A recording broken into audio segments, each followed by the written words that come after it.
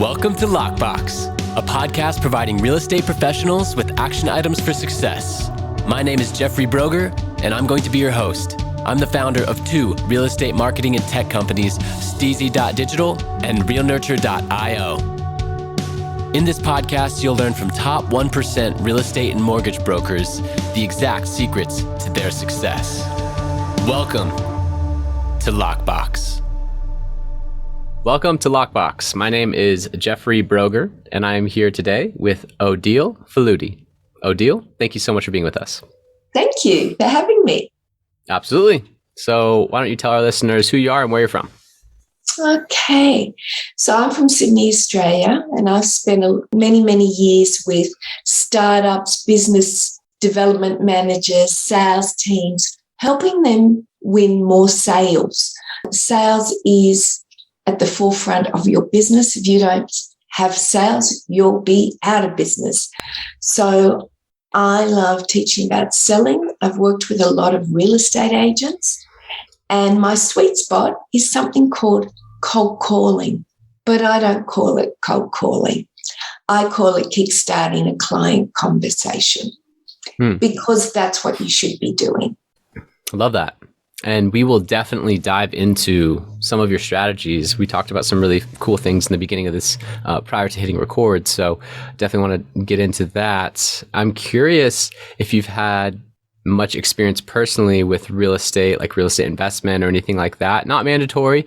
I know you mentioned about you've trained real estate agents, but I'm just curious if you have exposure to the power of real estate in general. Yeah, we love property, my husband and I. So obviously we own our home, but we have multiple units that we own, and property has always been the best investment for us. We've tried the stock market and seem to just shove it down the toilet in that regard. But property, you can't go wrong with. I love that. Yeah. So you have the understanding of the power of real estate, and then you've also empowered real estate professionals to close more deals. So why don't you talk a little bit about the power base as you talked about in the beginning? Okay. So I think you always need to go back to basics. It doesn't matter if you're a rookie or you're getting commission of $1 million a year plus. And the basics is you're in the business of talking to as many people as possible. What do you do for a living? I have to talk to as many people as possible to see if I can solve their problem. What's their problem? Their problem might be they're downsizing, upsizing, moving state, closer to schools, all sorts of problems. And you become the problem solver. So a lot of real estate agents tend to want to widen their network, which is exactly right, because your network is your net worth. So the more people you know, the more you can monetize that network. That's the business you're in, monetizing your network. All right. But sometimes we forget about the people that are closest and dearest to us. And these people already know us, trust us, and we have a relationship with. However, we have this stigma. I don't like to sell to friends. It's best to keep it separate. Or I don't want to sell to family. I keep it separate. But I find that absurd, because you should be leveraging off the know, like, and trust that you've already got with that person. Because when you go to the outer network, it can take years to build that relationship that you've already got established with that person who's in your closest network. Right. Amongst those networks are other networks. So I call it the 8 circles of influence. So if you did 8 circles, in your first circle, you've got family. And if you go down all your family, there are people you can talk to about what part of the property cycle are you in? Are you an investor? You're a homeowner? You can have that conversation. The next circle of influence is your friends. The next circle of influence is you're actually going to go into little groups, like who was your bridal party? Who was everything associated with your wedding? Your community, your religious community, where you worship. That's a massive network. Or your sporting, or your charities, or your kids' activities. If they do swimming, tennis, soccer, all the different sporting, well, guess what? Every single one of those has got a network of parents that you can talk to. So you can get into thousands of people to talk to, which are in your immediate group. I would say that's very true. And it's often overlooked. A lot of real estate professionals, they will go straight to like lead generation and some of the tactics that work. I mean, I have a lead generation agency, right? Like I would be remiss to not value that as a source of new incoming potential deals. But at the end of the day, if a new agent comes to me and says, hey, I saw what you did for XYZ broker, I really want that same system, I would tell them to first start calling their sphere and their own list and close some deals and get some deals under your belt with those that you know, because you are overlooking so many opportunities. And going down that paid advertising path, it takes a commitment of time, money, and energy to have that actually turn into transactions later. Why? Because you're trying to build that trust with someone that doesn't trust you yet. But you said it right in your description. These people already know you and they like you and they're in your sphere and they trust you. Like that is overcoming so much right there. So I love how you talked about the circles and having like family in one and, sporting in one and the religious and spirituality in one. And like, you just list all the people. When I was a sales rep, it was called Who Do You Know Who, right? Who do you know who does your general practitioner doctor? Who do you know who is a dentist? Who do you know who? And it would just Jeffrey, one of your circles would be lead generation from website digital marketing. That would be one you could incorporate into one of your circles because they've come through the website, they've made the effort to contact you. So it is a bit warm. So you could put that into one of the circles. You could just keep branching out. So it becomes branches and branches and branches, and you'll never run out of leads that way. I love that. So once you have the lead lists or the branches or the circles, whatever you want to categorize it as, what then? What's your favorite method of outreach? I like the phone still. Okay. And it can be tricky because a lot of people don't pick up the phone. But I think the key is to get a mobile number, not a landline. Of course. I think the key is if the call is missed, you can text them. Text is really effective. And it's about giving something of value. So it's not ringing up for a chit chat. It's ringing up and giving them something. So no, if you're targeting a suburb, and let's say you were ringing up your friends, you would want to know everything that's happening in that suburb. What are approvals for new building and infrastructure and road changes, and is there a supermarket going there? What's happening? And I would want to be that pillar of knowledge so that when I ring a friend, I go, hey, John, do you know that there's going to be a change in traffic in your street? They're making it a one-way street. Did you know that? It's been approved. Or did you know that there's going to be a 7-Eleven 24-hour store going up on the corner of your street? That's handy. Something that they don't know, that you know, because why? You've gone to your local council, you've gone and seen what are the developments in the area. Did you know that there's going to be a 60 units going up in the street horizontal to yours? Most people want to know what's going on in their area, but they're just too busy to know. Yeah, that's smart. I heard that positioned as being the reporter So you don't have to be the source of that information, but you could go to real estate conferences. You could look on real estate websites that you have access to that the consumer doesn't. You could be, having certain news outlets or your finger on the pulse of certain local authorities, municipalities, and figure out news to essentially report then to your people. And you can do that via phone, via text, via email, right. And then you have that excuse to call them with value. Or you could do a letterbox drop, or you could knock on the door, or you could invite them for a cup of coffee and a catch up. And then during the course of the conversation, go, hey, mate, did you know? Are you aware? These are phrases that have a hook, and you should always attach to it a statistic or, 45% of stats show that people who live in close proximity to bus, schools, and local shops have a higher return on their property than those that you have to get in your car to drive to.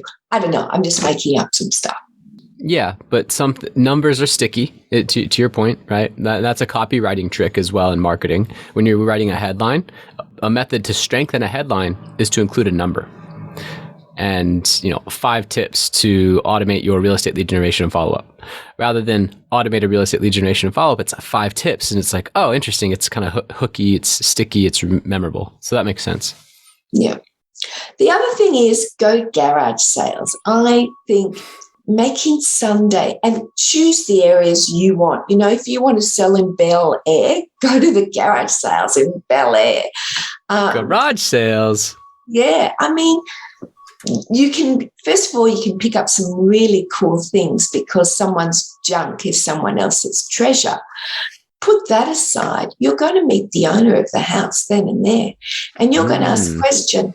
Just wondering, how come you're having a garage sale? And they're going to say, oh, we're decluttering, we're getting ready for sale, we're thinking of moving, we're renovating, whatever. You start the conversation. Interesting. So what was previously looked at as something, you drive by, you see a garage sale sign on a Saturday and you're like, as a real estate agent, nope, you're like on the way to an open house or you're doing something else. Now you could just simply turn in for 5 minutes and guess who's out there with all their stuff in their yard waiting to be talked to is the homeowner. And there you are with your business card saying, actually, I'm on my way to an open up the street. I sell in your area. Here's my card. Love to make an appointment to come and visit you next week. I love that. It's too easy. That's called low-hanging fruit. In Australia, they'd say that's simple as. That's it. Easy as. Easy as. Awesome. So with the garage sale, with the cold call, or as you say, the client Kickstarter, with the different circles and then them branching out, this seems like a phenomenal strategy that could keep an agent busy, following up with leads after leads after leads for a long time. I'm curious if you have any types of scripting or anything that's like a linear approach to your model so that the agent doesn't spend time on busy work and like making contacts, but not knowing really how to take it to that next step. Do you have closing? So it's really important. A relationship is not built over one conversation. It's built over touch points. So the first touch point is, hey, John, I just happened to be in your area last week and I noticed your house is looking amazing. Your garden, so compliment. Your garden is magnificent. You must have a very green thumb, right? Saying something nice is the most important way to start the conversation. Then you're going to say, hey, mate, look, I'm working with some other clients in your area. I'm selling XYZ in your street. And there's a lot of things happening in the area. I was wondering, could we catch up for maybe a 20-minute coffee catch up? I'll bring the coffee. I'll fill you in on what's happening. You don't say any more. You just build curiosity. He's going to think, well, what's happening? Are you happy to make a time now? How do you take your coffee? I'll bring it. That $3 cup of coffee from the corner barista, let me tell you, that is a very savvy marketing tool. Why? It's true. He's not going to cancel. Why? He wants you to bring that barista coffee, especially if it's in the morning. Saves him going to pick it up. Right. Okay? He's going to bring me a nice, fresh, my favorite barista coffee from the corner up the road, my favorite coffee store. I'm not going to cancel. I want the coffee. I love that. You're going to spend 20 minutes with him and you're going to give him so much value. You're going to look at the house and, oh, wow. Because people want an agent who loves their house. You've got to, in sales, belief is everything. And if you think this house is just fantastic, you will sell it. If you think it's a piece of crap, terrible, you can't sell it because there's no love.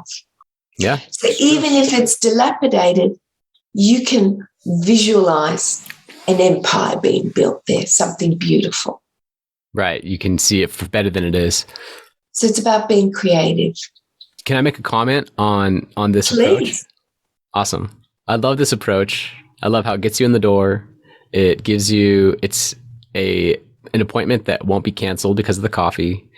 You're admiring their house, you're complimenting them. In the beginning, one tactic that I heard to make compliments feel sincere, because a lot of agents, I think, are apprehensive to make a comment and then have it be received as a false comment or something, is a compliment, false compliment. You would say, you know what, I always walk by and I just admire your garden so much. And that's the compliment, right? But it still could be construed either way. Here's how you take it to the next level. You say, and I say that because I've tried my hand at gardening and I just can't keep things alive, right? Yeah. And you give them a reason. I say that because, right? And when you go that extra step, I found it always comes across super sincere and memorable. I remember someone doing this to me like earlier in life. And then when I learned it later, I was like, that's what they were doing. That's why I always loved that, being around that person, because every single time I walked in the door, they paid me a compliment, but then they justified it, which made it more memorable. So the joining word, Jeffrey, you're 100% right. So in sales, the joining word is because. I really love this because. Because is the key word. Yeah. And attention to detail. So let's say they've got a red door, or let's say they just redid their garage, or let's say they've got a beautiful tree in blossom, and you say, that tree in blossom is amazing, right? Be attention. The devil is in the detail. That's what shows your sincerity, because it's not just a generic thing. Oh, I love your garden. You could say that to 15 people. But when you actually pinpoint something, oh, I notice you've got a little fountain. That's such a nice touch. Something that shows you actually did see that garden. So I think it's a combination. It's about researching relevance. You need to do a drive-by, have a pen and paper, and be writing notes about each property. What did you see? What did you like? What do you think you could improve that you could talk to the owner about and say, you know what? Very simply, if you did a couple of things, you could add probably a couple of $100,000 to your house. Very simple. People pay big bucks for these three things. And this is what I noticed from your property. That would get me in the door.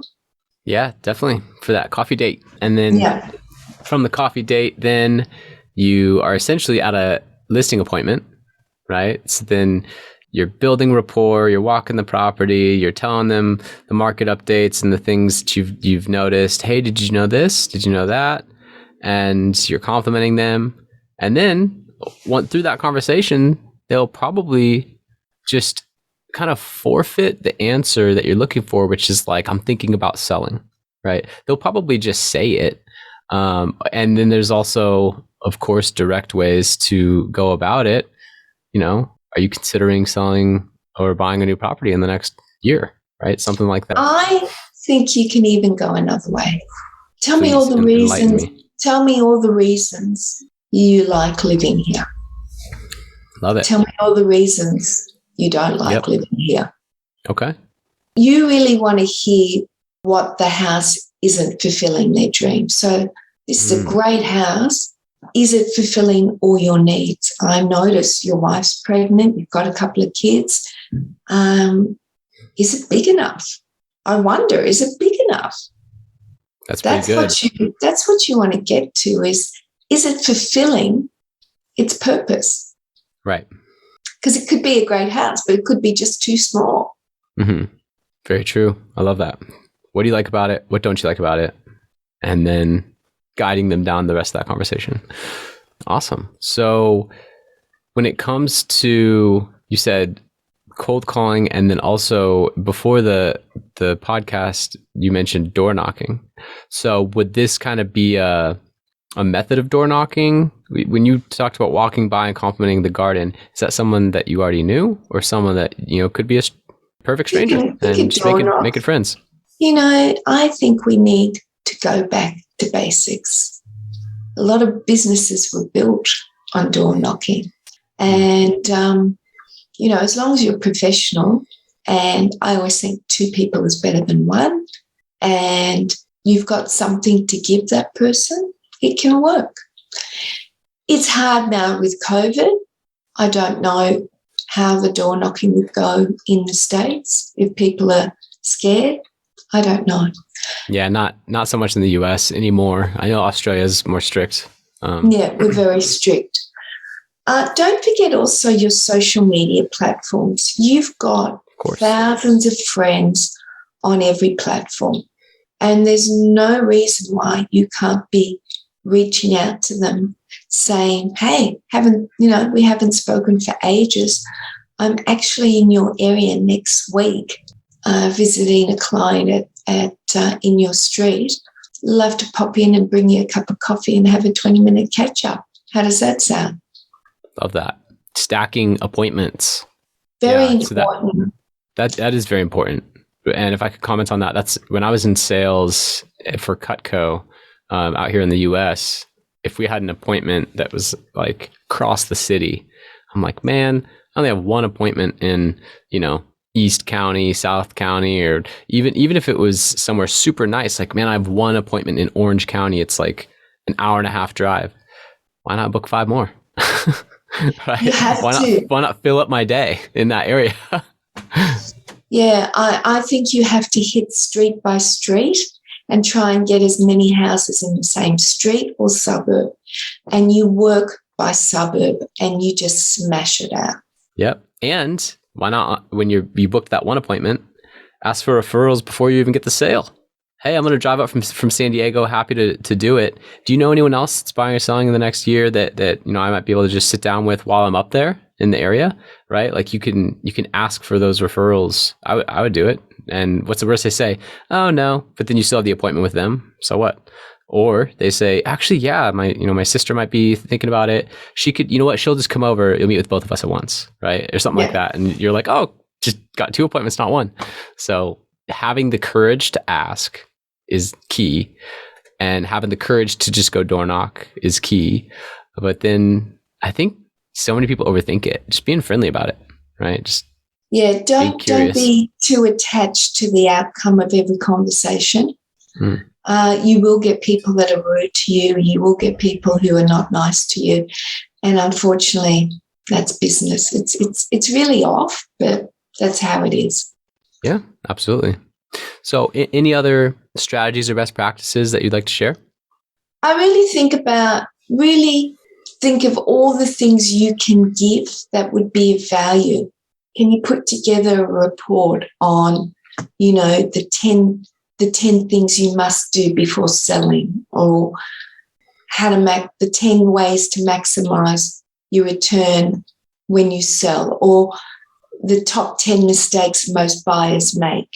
Different reports, different things that a checklist. People love a little checklist, a to-do list, something you can give. So you're always giving something, you're always leaving something of interest.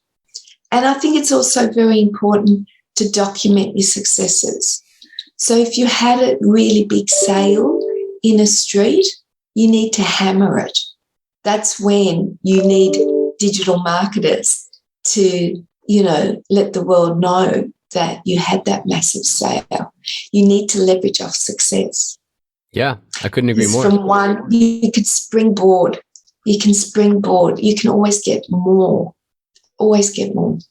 Yeah, I would say the best agents, they compound their success, not only in the terms of referrals, but they also, when they have a big sale, they then do a postcard campaign to the entire community, saying just sold, right? Like, how much is your home worth, kind of thing.